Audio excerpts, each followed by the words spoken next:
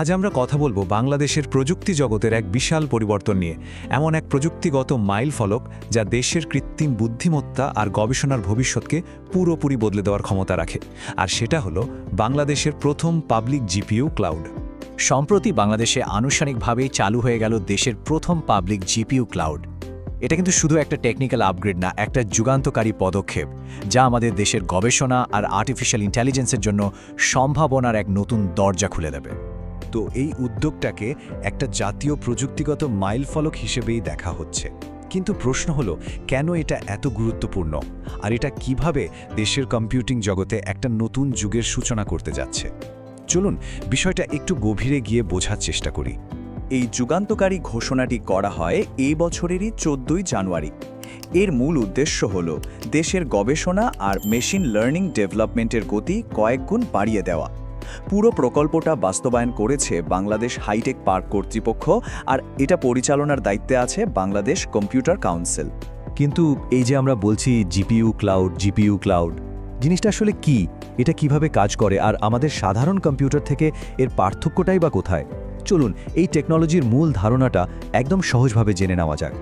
একদম সহজ করে যদি বলি, ভাবুন এটা একটা বিশাল পাওয়ার হাউস যেখানে অনেকগুলো শক্তিশালী গ্রাফিক্স প্রসেসিং ইউনিট বা জিপিইউ একসাথে যুক্ত আছে। যখন আর্টিফিশিয়াল ইন্টেলিজেন্স বা খুব জটিল ডেটা অ্যানালিসিসের মতো কাজের জন্য প্রচুর কম্পিউটিং পাওয়ারের দরকার হয়, তখন এই ক্লাউড থেকে প্রয়োজন মতো শক্তি ব্যবহার করা যায়। সিপিইউ আর জিপিইউ এর মধ্যে পার্থক্যটা বুঝতে এই উদাহরণটা বেশ কাজের। ধরুন, সিপিইউ হচ্ছে একজন স্পেশালিস্ট সার্জন, যিনি কয়েকটা জটিল অপারেশন খুব নিখুঁতভাবে কিন্তু একের পর এক করেন। অন্যদিকে জিপিইউ হলো হাজার হাজার কর্মীর একটা দল, যারা হাজারটা সহজ কাজ একই সময়ে একসাথে করে ফেলতে পারে। এআই এর জগতে এই একসাথে অনেক কাজ করার ক্ষমতাই কিন্তু সবচেয়ে জরুরি। আচ্ছা, তাত্ত্বিক কথা তো অনেক হলো, কিন্তু বাস্তবে এই নতুন ক্লাউডের ক্ষমতা ঠিক কতটা? চলুন এবার একটু সংখ্যা দিয়ে ব্যাপারটা বুঝি, যা শুনলে আসলেই অবাক হতে হয়। এই পরিকাঠামোটার সর্বোচ্চ ডিপ লার্নিং ক্ষমতা হল 2440 টেরাফ্লপস।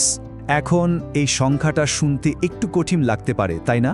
সহজ কথায় এর মানে হলো এটা প্রতি সেকেন্ডে আক্ষরিক অর্থে হাজার হাজার কোটি ক্যালকুলেশন করতে পারে। এই অসম্ভব পরিমাণ শক্তি লাগে জটিল এআই মডেলগুলোকে ট্রেন করা। ব্যাপারটাকে আরেকটু সহজ করে দেখি। যেখানে একটা সাধারণ জিপিইউ প্রায় 45টা সিপিইউ এর সমান কাজ করতে পারে, সেখানে এই নতুন ক্লাউডে আছে 20টারও বেশি জিপিইউ। মানেটা কি দাঁড়ালো? সব মিলিয়ে এটা 900রও বেশি সিপিইউ কোরের সমান শক্তি দেয়। এটা কিন্তু প্রযুক্তি দুনিয়ায় একটা বিরাট লাভ। তো এত শক্তি দিয়ে হবেটা কি? অনেক কিছুই হবে। এখন আমাদের দেশেই অত্যাধুনিক এআই মডেল তৈরি করা যাবে, বিশাল বিশাল ডেটাসেটকে ট্রেন করানো যাবে। শুধু তাই না, সাইবার সিকিউরিটি অ্যানালাইসিস থেকে শুরু করে জিও সায়েন্স মডেলিংয়ের মতো জটিল গবেষণার দরজাও এখন দেশের মাটিতেই খুলে গেল। যে কোনো প্রযুক্তির আসল দাম তো তখনই বোঝা যায় যখন সেটা মানুষের কাজে লাগে। তো চলুন দেখি এই জিপিইউ ক্লাউড কাদের জন্য নতুন সম্ভাবনার দরজা খুলে দিচ্ছে।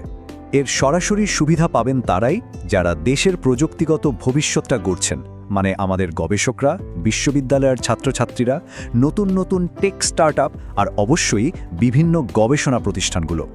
এই উদ্যোগের সবচেয়ে বড় দিকটা কি জানেন? এটা হাই পারফরমেন্স কম্পিউটিংকে সবার নাগালের মধ্যে নিয়ে আসছে। এখন আর গবেষক বা স্টার্টআপগুলোকে কোটি কোটি টাকা খরচ করে দামি হার্ডওয়্যার কিনতে হবে না। তারা এই সরকারি ক্লাউড ব্যবহার করে নিজেদের আইডিয়াকে বাস্তবে রূপ দিতে পারবেন। এখন নিশ্চয়ই অনেকের মনে প্রশ্ন আসছে, আচ্ছা, এই অসাধারণ সুবিধাটা আমি কিভাবে ব্যবহার করতে পারি? সেই উত্তরটাই দিচ্ছি এখন। যারা এই জিপিইউ ক্লাউড ব্যবহার করতে আগ্রহী, বিশেষ করে ছোট বা মাঝারি আকারের এআই মডেল নিয়ে কাজ করার জন্য, তাদের সরাসরি বাংলাদেশ কম্পিউটার কাউন্সিলের সাথে যোগাযোগ করতে হবে।